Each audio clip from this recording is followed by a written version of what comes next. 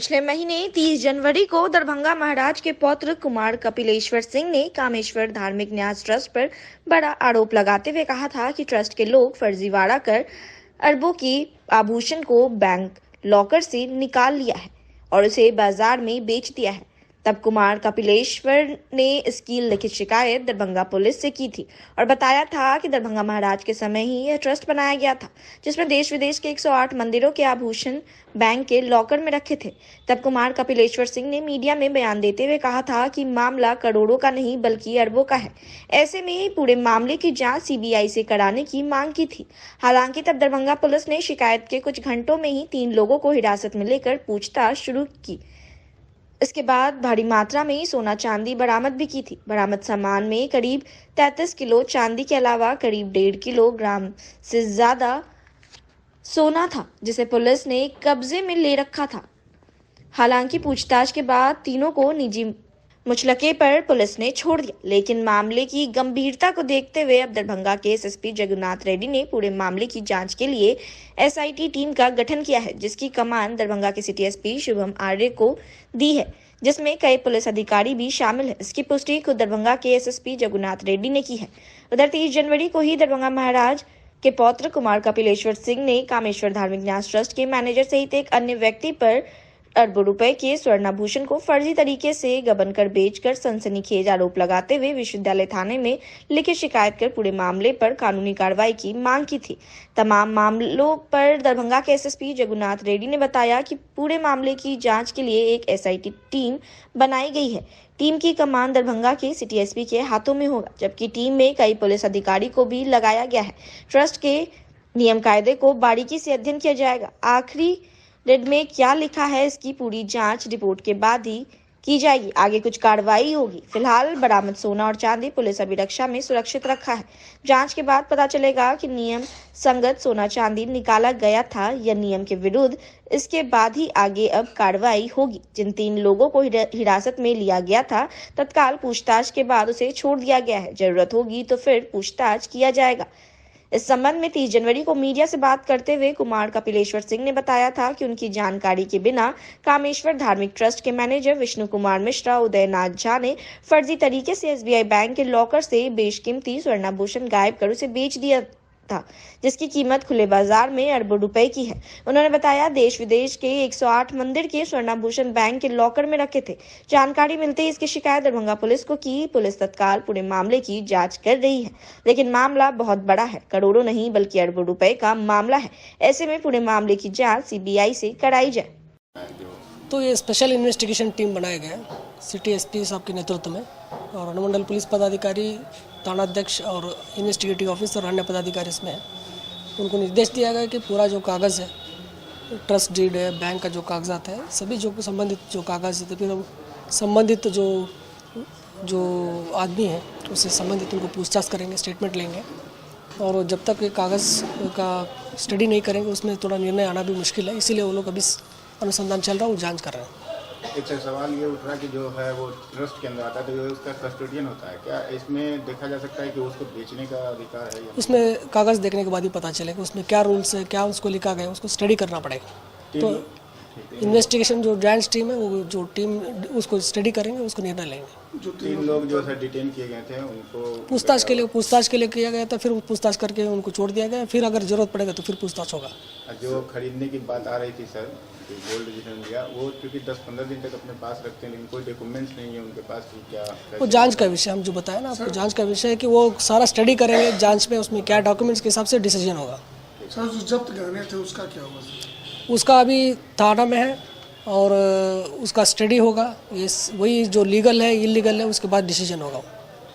क्या है मामला सर? जी देखिए, एक्चुअली हम लोग का एक ट्रस्ट है, KRT trust, sir Kameshwar Singh ji ने बनाया था, जिसके अंदर 108 मंदिर ऑल ओवर वर्ल्ड में बनाया था। तो उसमें मंदिर है, मंदिर के साथ ज़मीन भी दिया गया है, फिर उसके साथ पोखरा सब भी है और ऑर्नामेंट्स भी सब दिया गया था, जैसे मुकुट हो, सोने का ये सब, जैसे सिंहासन और बहुत ज्वेलरी सब दिया गया था। तो फिर उसके ट्रस्टीज़ होते हैं, तो फिर उसको जो जितने भी आभूषण थे उसको लॉकर में रख दिया गया। स्टेट बैंक शायद लहरियासराय या दरभंगा।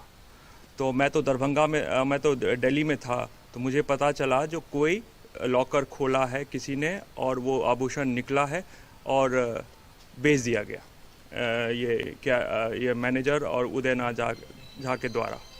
तो मैं कल आके मैं अभी आया हूँ, तो मैनेजर से मैंने बात करी तो उन्होंने एक्सेप्ट कर लिया, जहाँ मैंने करा है उदयनाथ झा ने बोला, और वो अरबों का ज्वेलरी था। और हम लोगों ने फिर एफआईआर मैंने कर दिया, चूँकि मैं राज दरभंगा का वारिस हूँ तो मुझे हक बनता है जो मैं कर सकता हूँ। तो मैंने एफआईआर कर दिया और पुलिस उनको ले गई है, पूछताछ चल रही है। और ये बहुत बड़ा घोटाला है, और ये मतलब इसमें सीबीआई इंक्वायरी होना चाहिए, ईडी इंक्वायरी होना चाहिए, या कौन कौन इसमें लिप्त है सबको all should go behind bars.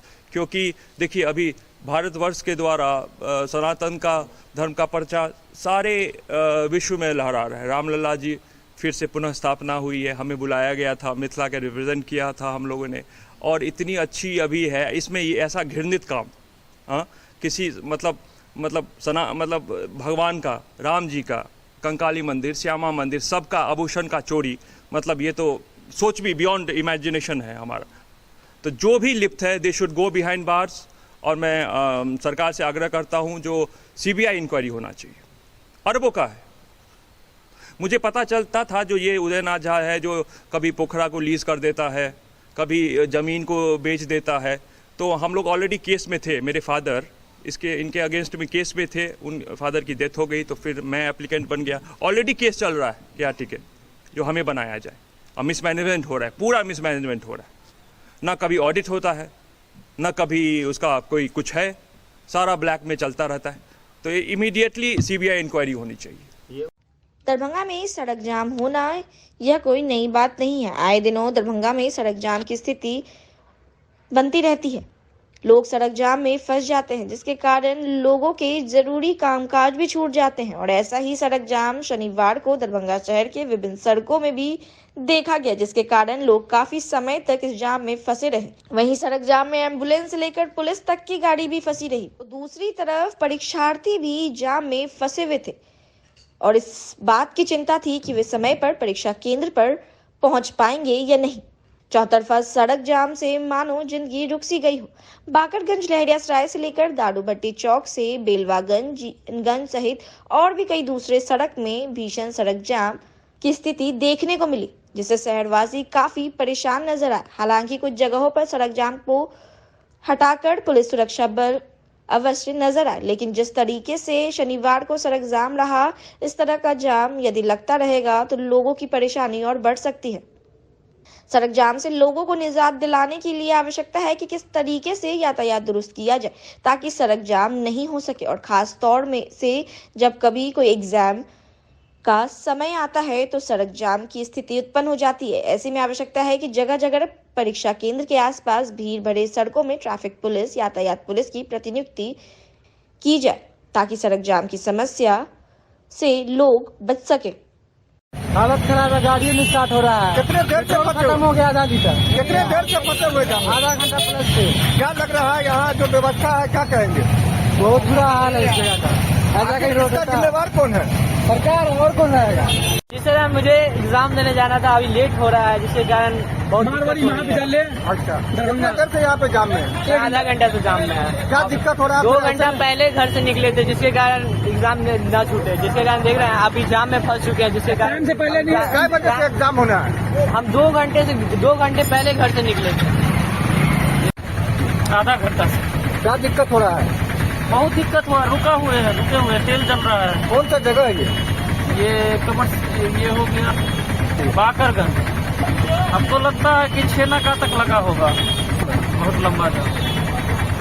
नहीं, प्रशासन सिर्फ पैसा काटने के लिए आता है। मोटरसाइकिल वाला को चेक करेगा, टेम्पो वाला को चेक करेगा, पैसा खाली काटेगा। जाम छुड़ाने के लिए प्रशासन दरभंगा में नहीं है।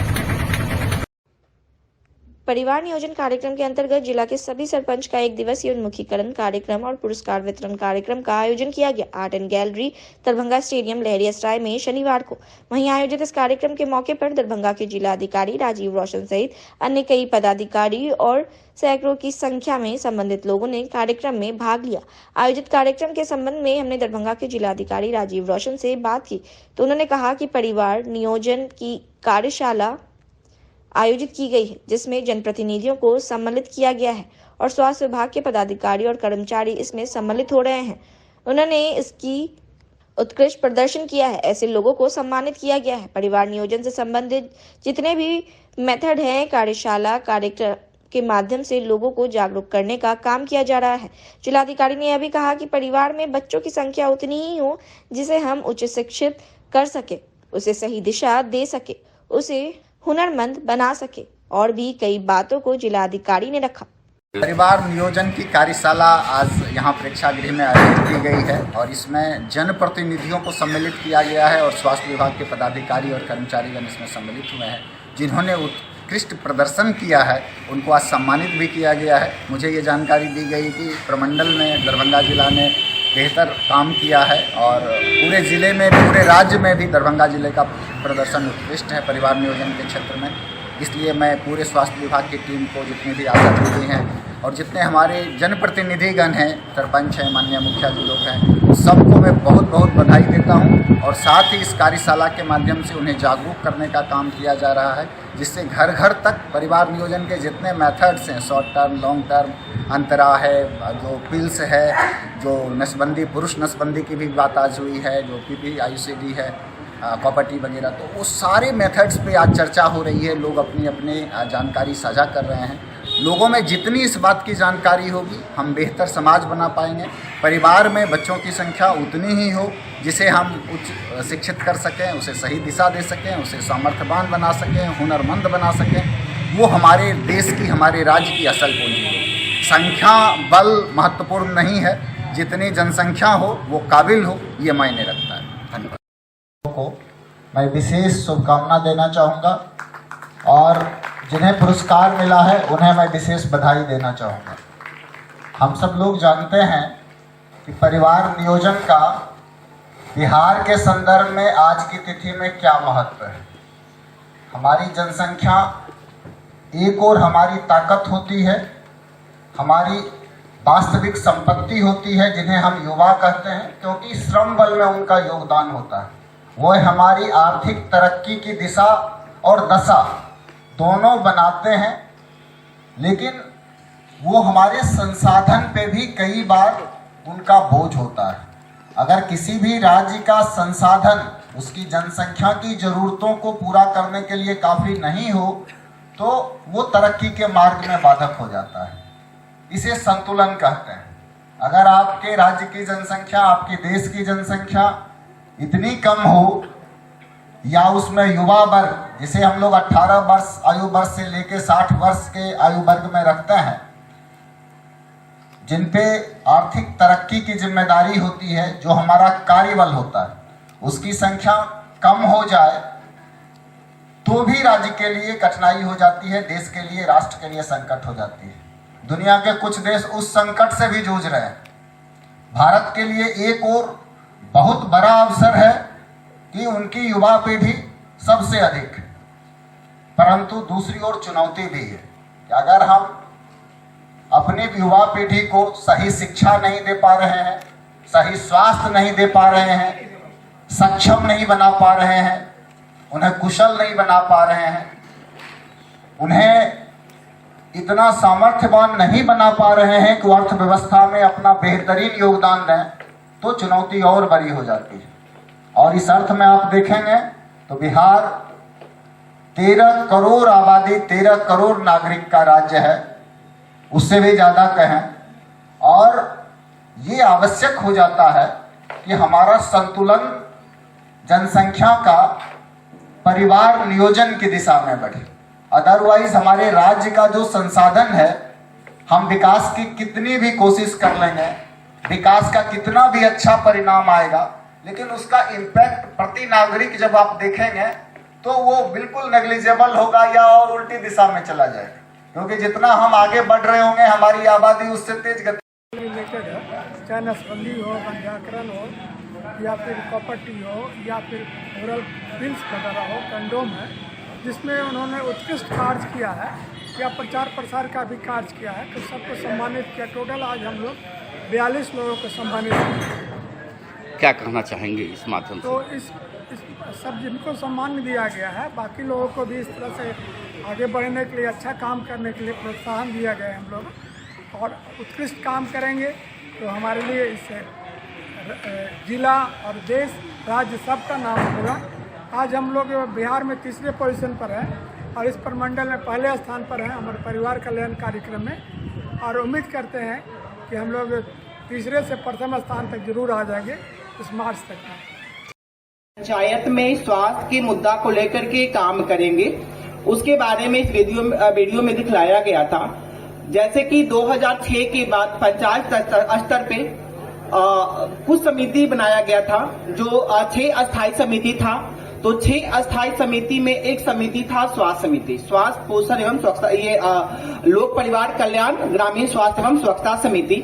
तो ये समिति में जो समिति के जो लोग थे और उसके अध्यक्ष जो उप मुखिया होते हैं या वार्ड सदस्य होते हैं, ये हैं। तो इसमें इस वीडियो में दिखाने का यही प्रयास किया गया था कि पंचायत प्रतिनिधि यदि चाह जाए तो जो जहां पे ताला बंद था वो खुल रहा था स्वास्थ्य केंद्र, जहां पर दवा उपलब्ध नहीं था वहां पर दवा उपलब्ध करवाया जा रहा था। तो ये वीडियो दिखाने का उद्देश्य यही है कि आप लोग भी, जो भी स्वास्थ्य समिति के लोग हैं, उनके साथ मिल करके कम से कम बैठक करें, और जो भी मुक्त गांव में जो बैठक किया जाता है, जो स्वास्थ्य का कुछ कार्यक्रम है जो कि महीना में फिक्स है, वो उसी तिथि में होता है। आप लोग देखेंगे तो आपके फोल्डर में एक चेकलिस्ट भी दिया गया है। तो जैसे महीने का जो पहला 7 तारीख है, जो महीने का 7 तारीख को पहला कार्यक्रम होता है वो गोद भराई का, जो आंगनबाड़ी केंद्र पर होता है। तो उसमें आप स्वयं भी जाइए और स्वास्थ्य समिति के लोगों को भी प्रेरित करिए कि वो 7 तारीख को गोद भराई का जो कार्यक्रम होता है आंगनबाड़ी केंद्र पर, वहां पर वो लोग जाएं और देखें कि उस कार्यक्रम में क्या हो रहा है। आज के दिन हम मिथिला के लाल ललित बाबू के विचारों और कार्यों को याद करते हुए नई पीढ़ी को भी प्रेरित करते हैं। ललित बाबू जैसा व्यक्ति और व्यक्तित्व बहुत कम देखने को मिलता है।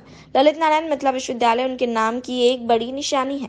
यह बातें विश्वविद्यालय NSS कोषांग के तत्वाधान में जुबली हॉल में आयोजित ललित नारायण मिश्र की 102वीं जयंती समारोह 2024 की अध्यक्षता करते हुए ललित नारायण मिथिला विश्वविद्यालय दरभंगा के कुलपति प्रोफेसर संजय कुमार चौधरी ने कही। कुलपति ने कहा कि मिथिला क्षेत्र में 2 बड़े महापुरुष ललित बाबू और कर्पूरी ठाकुर हुए। मिथिला विश्वविद्यालय में ललित नारायण मिश्र और कर्पूरी ठाकुर के नाम से 2 अलग अलग चेयर की स्थापना की जाएगी। यही आज के दिन की बड़ी उपलब्धि और इन महापुरुषों के प्रति सच्ची श्रद्धांजलि होगी। इसके लिए उन्होंने पूर्व मंत्री और झंझारपुर के विधायक नीतीश मिश्रा और दरभंगा के नगर विधायक संजय सरावगी से सहयोग करने का आग्रह किया। विकल्प के तौर पर कुलपति ने कहा कि LN Mishra institute of business management Patna और मुजफ्फरपुर से MOU साइन कराकर स्ववित्त पोषित मोड में इन दोनों चेयरों को संचालित किया जा सकता है। मुख्य अतिथि के रूप में बिहार सरकार के पूर्व मंत्री और झंझारपुर के विधायक और ललित बाबू के भतीजे नीतीश मिश्रा ने बताया कि 2 जनवरी 1975 को ललित बाबू का समस्तीपुर में मात्र 52 वर्ष की अवस्था में बलिदान हुआ था। विजनरी लीडर के रूप में हम लोगों के प्रेरणा स्रोत ललित बाबू धीरे धीरे आगे बढ़ते हुए रेलवे के कैबिनेट मिनिस्टर बने थे और बहुत कम समय में ही अपने कामों से काफी लंबी रेखा खींची थी। उनका व्यक्तित्व, शिक्षा और कार्यशैली बेहतरीन थी। विशिष्ट अतिथि के रूप में दरभंगा नगर के विधायक संजय सरावगी ने कहा कि ललित बाबू पूरे देश की राजनीति के धूड़ी थे। सच में वे बिहार और भारत के रत्न थे। ललित बाबू मिथिला और बिहार के विकास के लिए हमेशा चिंतित और प्रयासरत रहते थे। उन्होंने आशा व्यक्त किया कि एक न एक दिन केंद्र की मोदी सरकार कर्पूरी ठाकुर की तरह ललित बाबू को भी भारत रत्न से जरूर सम्मानित करेगी। विशिष्ट अतिथि के रूप में जाले के पूर्व विधायक और ललित बाबू के पौत्र ऋषि मिश्रा ने कहा कि वे शानदार विकास पुरुष थे, जिन्होंने राजनीति का प्रयोग हमेशा क्षेत्रीय विकास के लिए किया। वे सच्चाई और इंसानियत के लिए जिद्दी भी थे और अपनी विचारधारा के साथ अंतिम समय तक बने रहे, जिसके कारण उन्हें जान भी देनी पड़ी। उन्होंने बताया कि संसद में लोग उन्हें कोशी मिश्रा के नाम से जानते थे, क्योंकि वे हमेशा यहाँ के विकास की ही बातें करते थे। भारत छोड़ो आंदोलन में वे न केवल सक्रिय रहे बल्कि जेल भी गए। ऐसे महापुरुषों की जयंती मनाने से युवा पीढ़ी को उनके कार्यों की जानकारी और प्रेरणा मिलती है। वहीं डॉक्टर बैजनाथ चौधरी बैजू ने कहा कि 1972 में मिथिला विश्वविद्यालय की स्थापना में ललित बाबू सहयोगी थे। उन्होंने मांग की कर्पूरी ठाकुर की तरह उन्हें भी भारत रत्न दिया जाए। अतिथियों का स्वागत करते हुए कुल सचिव डॉक्टर अजय कुमार पंडित ने कहा कि ललित बाबू को मिथिला और मैथिली से काफी लगाव था। मिथिला उनकी कर्मभूमि थी, जिसके विकास के लिए वे संघर्षरत रहे। ललित बाबू मिथिला पेंटिंग को विश्व स्तर पर व्यापक बनाया था। मिथिला को बाढ़ से निजात दिलाने के लिए भारत नेपाल समझौते में महत्वपूर्ण भूमिका निभाई थी। उन्होंने 36 रेल परियोजनाओं का सर्वेक्षण कराया था। समारोह में सीनेट और सिंडिकेट के सदस्य, संघ का अध्यक्ष, विभागीय अध्यक्ष, शिक्षक, कर्मचारी, पदाधिकारी, स्थानीय कई गणमान्य व्यक्ति और छात्र छात्राएं आदि उपस्थित थे। आगत अतिथियों का स्वागत पाक चादर और बुके से किया गया। समारोह का प्रारंभ ललित बाबू के चित्र पर अतिथियों और गणमान्य व्यक्तियों के द्वारा पुष्पांजलि अर्पित कर श्रद्धांजलि देने से हुआ। विश्वविद्यालय संगीत और नाट्य विभाग के छात्रों द्वारा बिहार गीत और विश्वविद्यालय कुल गीत और अंत में राष्ट्रगान प्रस्तुत किया गया। कला एवं वाणिज्य के महाविद्यालय निरीक्षक प्रोफेसर अशोक कुमार मेहता के संचालन में आयोजित समारोह में धन्यवाद ज्ञापन एनएसएस समन्वयक डॉक्टर आनंद प्रकाश गुप्ता ने किया। वहीं समारोह से पूर्व कुलपति और अतिथियों द्वारा विश्वविद्यालय प्रशासनिक भवन के सामने अवस्थित ललित बाबू की प्रतिमा पर माल्यार्पण कर श्रद्धांजलि दी गई। सामने में यूनिवर्सिटी के प्रोफेसर्स, डीन, स्टूडेंट्स और मीडिया बंधु, आज हम लोग पिछले 1-1.5 घंटे से ललित बाबू के किए गए कार्यों के बारे में हम लोगों ने चर्चा किया। उनके विचारों को, उनके विजन को सभी ने अपने अपने तरह से बताया। इसलिए उसी चीज को रिपीट करना समय की बर्बादी है। सार यही है जो पूर्व मंत्री महोदय ने, जो मेरे एक अनुज है राजीव जी, उनके अभिन्न मित्र हैं, इसलिए मैं इनका नाम लेता हूं उसी लिहाज से। मैं चाहता हूं कि एक इस इलाके से 2 बड़े इंपॉर्टेंट लीडर हुए, ललित बाबू और कर्पूरी ठाकुर, और आपके विश्वविद्यालय में कोई चैप्टर नहीं खुला। तो IQAC सेल से मैं चाहूंगा कि आप मुझे अपडेट करें कि ललित बाबू चैप्टर खुला है कि नहीं। अगर नहीं खुला है तो वो चेयर खुलना चाहिए और कर्पूरी ठाकुर चेयर खुलना चाहिए, क्योंकि सभी तक उनका विजन मिशन पढ़ाई के माध्यम से जाए। That is more important than we talk. हर एक साल मिले, बात करें, भारत रत्न दीजिए, ये दीजिए, वो दीजिए, वो उतना इम्पोर्टेंट नहीं रहता है जितना इम्पोर्टेंट कि उनका चेयर होगा, जिससे स्टूडेंट्स अपने नॉलेज को अपग्रेड करेंगे और आगे बढ़ेंगे। इसलिए IQAC सेल और डीन साहब जो हमारे सामने बैठे हैं, एकेडमिक काउंसिल में एक प्रपोजल डालिए कि we will open Lalit Babu chair और कर्पूरी ठाकुर चेयर सेपरेटली, और उसका जो फंड और पैसा जो भी लगेगा वो नगर विधायक जी और नीतीश मिश्रा जी अरेंज करेंगे। आप लोग एग्री है ना? ऋषि मिश्रा जी अभी विधायक नहीं है, वो विधायक बनेंगे तो देंगे। अभी इनकी सरकार है। यह शुभकामनाओं का हम शुभकामना देश है। आज ललित बाबू की जयंती है। ललित बाबू अपने सब जाने छे राष्ट्र के बलिदान देके आई जगदेव प्रसाद जी के सेहो जयंती है और कहियो एकटा ई संयोग है कि दोनों बलिदान देके राष्ट्र सेवा में, राज्य के सेवा में, और आज दोनों की आई जयंती है। तो उनको हम अपन श्रद्धांजलि अर्पित करी छी। ललित बाबू के अगर हम देखिए, ऋषि जी कहलखिन उनका बारे में, लेकिन बहुत समय हम नहीं ले, संक्षेप में जो हमार अनुभव है कि ललित बाबू जखन बलिदान भेला, हम लगभग 1.5-2 वर्ष के रही, हमरो स्मरण में नहीं है। लेकिन उनकर कृति हम जखन अपन राजनीतिक जीवन प्रारंभ कलहुँ 1999 में, लगभग 24-25 वर्ष हमरो भऽ रहल है सार्वजनिक जीवन में, और अपने सबके आशीर्वाद से 6 चुनाव अखन तक लड़लहुँ। तो जखन झंझारपुर में हम प्रवेश कलहुँ और वही समय जे ललित बाबू के चर्चा, लोग के मन में उनका अनुभव, उनकर काज के चर्चा, तो स्वतः मन में आई कि एहन व्यक्ति रहल हेता कि 1975 के 3 जनवरी को बलिदान है और लगभग आए 50 वर्ष, अगला साल 50 वर्ष भऽ जेतनि उनकर शहादत के, उनकर बलिदान। आइयो हमर सबके स्मृति में छै, और अगर केओ विकास पुरुष के नाम लै छै और विकास के अगर एक उपमा उदाहरण दै छै तो आदरणीय ललित बाबू के नाम है।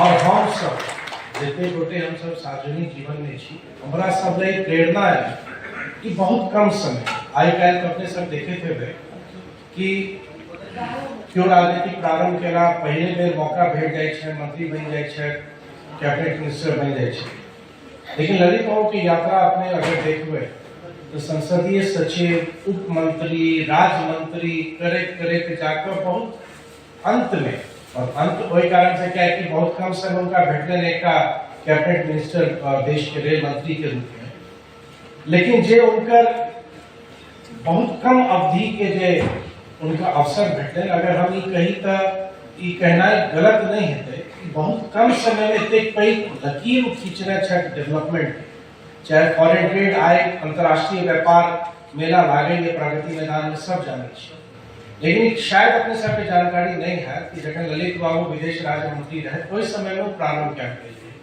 तो अगर दृष्टिकोण अपने देखबै, दुर्भाग्य ई होइ छै कि आइ जेना युवा पीढ़ी एतऽ बैसल छथि, हम कहै छी कि जे आज का जो जनरेशन है वो ब्लेस्ड जनरेशन है। ब्लेस्ड जनरेशन से अभी हमारा अभिप्राय हुए कि जितने जानकारी आए अपने के एक फोन पर है, और जितने सुविधा आई, अगर हम सब राजनीति में अगर छी, सार्वजनिक जीवन में छी, तो जितने टेक्नोलॉजी के संसाधन आए उपलब्ध है, ललित बाबू सबके समय में नहीं रहे। आज हम सब व्हाट्सएप पर तुरंत 4 बजे हम फलाना गाँव आ रहे हैं, वही समय में कोना लोग के सूचना भेटे थे, कोना लोग उनका कार्यक्रम में जाए थे, कोना सबके संदेश भेटे थे, ये बात जरूर विचारनीय है आई के हमारा साथ। दरभंगा महाराज के कामेश्वर धार्मिक न्यास ट्रस्ट से अरबों के स्वर्णाभूषण फर्जी तरीके से गायब कर बाजार में बेच देने का आरोप लगाने वाले दरभंगा महाराज के पौत्र कुमार कपिलेश्वर ने एक बार फिर सनसनीखेज आरोप लगाते हुए कहा कि जिन लोगों ने अरबों की संपत्ति को फर्जी तरीके से बेचा है, उन लोगों से उनकी दादी महारानी, अधिरानी, काम सुंदरी साहिबा को जान का खतरा है। उन्हें लगता है कि धन दौलत के लिए उनकी दादी के साथ कुछ अनहोनी ना हो जाए। चूंकि दादी बुजुर्ग है, उनकी उम्र तकरीबन 96 वर्ष है और कुछ बीमारी से भी वह ग्रसित है।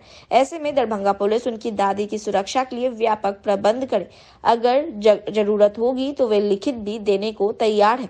वहीं उन्होंने एक बार फिर से ट्रस्ट के मैनेजर और उदयनाथ झा पर आरोप लगाया कि उन लोगों ने फर्जी तरीके से उनकी दादी को अंधेरे में रखकर ट्रस्ट में बड़ी गड़बड़ी की है। देश विदेश के 108 मंदिर के स्वर्णाभूषण को भी फर्जी तरीके से बैंक से निकाल अरबों की संपत्ति को बाजार में बेच रहे हैं। यह काम पिछले कई वर्षों से चलता आ रहा है। इस बार सभी लोग सबूत के साथ पकड़े गए हैं। ऐसे में दरभंगा पुलिस क्या जांच कर रही है मुझे नहीं पता, लेकिन मामला बहुत बड़ा है। अरबों की संपत्ति को लोग बेच रहे हैं। ऐसे में पूरे मामले की जांच न सिर्फ सीबीआई से कराई जाए, बल्कि इन सभी लोगों के संपत्ति की भी जांच ईडी से कराई जाए। दरअसल पूरा मामला इसी वर्ष बीते 30 जनवरी को ही दरभंगा महाराज कामेश्वर सिंह के पौत्र कुमार कपिलेश्वर सिंह ने कामेश्वर धार्मिक न्यास ट्रस्ट के मैनेजर सहित एक अन्य व्यक्ति उदयनाथ झा पर अरबों रुपए के स्वर्णाभूषण को फर्जी तरीके से गबन कर बेच देने का आरोप लगाया था और तत्काल थाने में इसकी प्राथमिकी भी दर्ज कराई थी। तब पुलिस ने त्वरित कार्रवाई करते हुए ट्रस्ट के मैनेजर सहित उदयनाथ झा और एक स्वर्ण दुकानदार को हिरासत में लेकर पूछताछ की। इसके बाद तकरीबन 1.5 किलोग्राम से ज्यादा के सोने और 33 किलोग्राम चांदी भी एक सोने के दुकान से बरामद की गई थी। हालांकि तब पुलिस ने तीनों लोगों से पूछताछ की और बाद में उसे छोड़ दिया गया था, लेकिन बरामद सोने और चांदी फिलहाल पुलिस के पास जब्त है। और ऐसे पूरे मामले की जांच के लिए दरभंगा एसएसपी जगुनाथ रेड्डी ने एक एसआईटी टीम का गठन भी किया है। ये फर्जी करके उदयनाथ झा दादी से, चूँकि अब बहुत वो वृद्ध हो चुकी है, मैंने पहले भी बोला था, जो बहुत वृद्ध हो चुकी है वो, और उनको कुछ याद नहीं रहता। इस इज़ ऑलमोस्ट 96 ईयर्स ओल्ड, तो उन अल्जाइमर है और बहुत सारी बीमारी ओल्ड एज के साथ आती है वो है, तो उनका फ़ायदा उठा के उदयनाथ झा कल्याणी निवास भी है जो अरबों का प्रॉपर्टी वो उन्होंने गिफ्ट करवा लिया। जब हमें पता चला तो हम लोगों ने जब जमाबंदी भी कायम कर ली थी, रसीद भी कटा रहे थे, तो हम लोगों ने एडीएम के पास दिया जो खारिज कीजिए इसको। तो एडीएम ने बड़ा अच्छा ऑर्डर करा, ये ऑर्डर है हमारे पास, ये उन्होंने बड़ा अच्छा ये किया एडीएम ने, जो इनका खारिज करके इन दोनों भाई के नाम से कर दें और इनके नाम से विरुद्ध जो भी इसमें लिप्त हैं, जो भी देखिए आदेश के निर्देश जाता है गलत ढंग से जमाबंदी कायम करने वाले दोषी हल्का कर्मचारी अंचल निरीक्षण अधिकारी के विरुद्ध एक पक्ष अंदर प्राप्त करे, इन लोग को डिसमिस कर दिया गया। तो ये फ्रॉडेंट है, ये हैबिचुअल फ्रॉडेंट है और ये बार बार कर रहे थे, इस बार ये पकड़ाए गए विद सबूत विद एविडेंस। सारा सामान मतलब जो सामान तो बहुत गया, अब मैं पहले से बोल रहा हूँ अरबों से 78 से खेला बेला चल रहा है। तो अब जब एविडेंस है तो अब तो मतलब they should go behind bars, जो भी कल्प्रिट है, मैं यही चाहता हूं। और इसमें सीबीआई ईडी का भी इन्वॉल्वमेंट होना चाहिए, क्योंकि बहुत दिनों से है। जैसे मैं एक बारी वहां गया, राजा रवि वर्मा तक के पेंटिंग्स थे, वो सब गायब हो गए और पता नहीं क्या क्या गायब हुआ है। इसमें लैंड इन्वॉल्व है, इसमें पाउंड्स इन्वॉल्व हैं। जैसे मंदिर जो है यहाँ नहीं, लाहौर तक के हैं, लाहौर में है, बनारस में राम मंदिर है और मंदिर के साथ साथ बहुत वैल्यूएबल लैंड है, उसको भी सब लेटिंग कर देते हैं ये। और फिर कामाख्या में भुवनेश्वरी मंदिर है, वहाँ भी सब वो है। तो सारा 108 मंदिर जहाँ जहाँ सारा ईडी से जांच हो, इनकी संपत्ति की जांच हो, मैं चाहता हूँ जो सीबीआई और ईडी सब इन्वॉल्व, तभी पता चलेगा। ये बहुत बड़ा स्कैंडल है और ये बहुत दिनों से चल रहा है, अरबों रुपए का इधर से बंदरमाट हुआ। तो यही चाहता हूँ। तो क्या लगता है पुलिस किसी प्रेशर में आपको दिखाई दे रहा है क्या? अब वो तो आप ही लोग बता सकते हैं। जैसे एविडेंस भी है और जैसे मैनेजर ने भी एक्सेप्ट कर लिया। जब हम लोग गए थे तो मैनेजर ने एक्सेप्ट किया, हाँ उदय जी ने बोला है लॉकर खुली है, वहाँ से सामान निकल के बेच दिया गया। मैनेजर ने एक्सेप्ट किया, उदय जी भी बोल रहे हैं हाँ बेचा है मैंने, सामान भी रिकवरी हो गई है। तो अब तो पुलिस करेगी। जो बताया जा रहा है कि पुलिस कह रही है कि हम जब तक डीड को स्टडी नहीं करेंगे फाइंड आउट करना जो है मुश्किल है। तो डीड में क्या है, क्या ट्रस्ट जो है संपत्ति को बेच सकता है क्या किसी रूप में? देखिए जो भी ट्रस्ट होती है वो इंडियन ट्रस्ट एक्ट 1882 के हिसाब से चलती है। आप लोग देख लीजिए, उसमें कोई जो ट्रस्टी होता है वो केयर टेकर है, he is just a custodian. वो बेच नहीं सकता है। जब सामान ही नहीं रहेगा तो फिर ट्रस्ट क्या रहेगा? आप उसमें है जो आप रख रखाव करिए, आप भोग लगाइए, आप भगवान माने मंदिर का केयर टेक कीजिए, आप पंडितों को सैलरी दीजिए। उसके लिए बहुत सारा खेतिहर जमीन दिया गया है, लैंड दिया गया है, पाउंड्स दिए गए हैं, जो माने अकूट संपत्ति दिया गया है महाराजा के द्वारा। तो आप ज्वेलरी क्यों बेच रहे हैं? ये क्या आफत आ गई जो आपको ज्वेलरी बेचने की है? ये पहले भी हुआ है। अभी जब अब ज्वेलरी बेच दीजिएगा, कभी मूर्ति बेच दीजिए, फिर मंदिर बेच दीजिए, सब कुछ बेच दीजिए। तब तो इसमें एकदम सीबीआई और ईडी का होना चाहिए, बड़े लेवल में इंक्वायरी होनी चाहिए। बचा कर। लेकिन अब ये बताया जा रहा है कि जो भी काम किए गए हैं, जो स्वर्णाभूषण बेचे गए हैं, वो ट्रस्टी की सहमति से हुआ है। क्या आपको लगता है इस बात में सच्चाई? 96 ईयर ओल्ड क्या करेगी? उसको तो कुछ समझ नहीं आ रहा है। वो कभी कुछ बोलती है, अल्जाइमर है, कभी कुछ बोलती है। उनको क्या पता चलेगा जी ये ट्रस्ट का है? उनको तो पता चला होगा अपना प्राइवेट ज्वेलर आया हुआ है, ज्वेलर उसी में मिला दिया गया होगा। वो तो साइन कर देगी, वो कुछ समझ ही नहीं उनको। उनका हुआ होगा जब मेरा प्राइवेट ज्वेल्स है। उनको क्या, उनको तो डार्क में रखा गया है। और मैं तो ये भी चाहता हूँ जो उनका सिक्योरिटी भी थ्रेट है, ये फैमिली कुछ भी कर सकती है। मैं चाहूँगा जो प्रशासन से जो उनको सिक्योरिटी मिले, मैं अगर होगा तो मैं लिख के दूंगा। क्या आप अपने पास रखना चाहेंगे दादी को? क्यों नहीं रखना चाहेंगे, जो भी सेवा होगा करूँगा। ये पूरे मामले में बैंक के रोल को आप किस रूप में देख रहे हैं? देखिए अब बहुत आप लोग भी लॉकर हो, आप लोग के पास भी लॉकर होगा, बहुत सारे लॉकर्स पे चेंज हुआ है एग्रीमेंट। इसमें हमें भी 1 साल 2 साल बाद KYC देना पड़ता है, हमें भी बहुत कुछ देना पड़ता है, थंब इम्प्रेशन होता है, उसके बाद एक आपको पिन आता है जब खोलें, आप पिन दीजिएगा तब आप खोल सकते हैं। फिर एक SMS आता है जो thank you for using your locker. तो ये सब प्रतिक्रियाएं हुई है क्या? अगर संदूक रखी गई है तो अब तो मुझे लगता है बाई लॉज चेंज हो गया, संदूक रख ही नहीं सकते। तो जब ये चेंज हुआ होगा तो मैनेजर ने बोला होगा जब ये खत्म हो गया आप लॉकर में रखिए। अगर बड़ी चीज थी तो 20-25 लॉकर से लेना चाहिए था। संदूक क्या होता है? हम लगता है जो कुछ है